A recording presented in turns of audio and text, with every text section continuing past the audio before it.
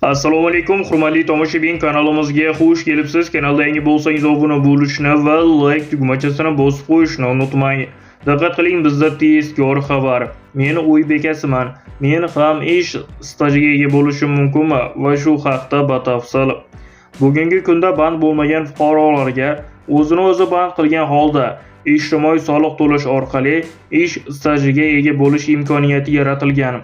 Bunda O'zbekiston Respublikasi Prezidentining 2020-yil 8-iyundagi PK 47-42 sonli tadbirkorlik faoliyati va o'zini o'zi band qilishni davlat tomonidan tartibga solishni soddalashtirish chora-tadbirlari to'g'risidagi qarorida o'zini o'zi band qiladigan shaxslar uchun 104 faoliyat turlaridan biri bilan shug'ullanib, o'zini o'zi band qilgan holda ro'yxatdan o'tib, yiliga bazaviy hisoblash miqdorining kamida 1 baravari miqdorida ijtimoiy soliq to'lagan holda 1 yillik ish stajiga ega bo'lishlari mumkin deyiladi manba xabarida.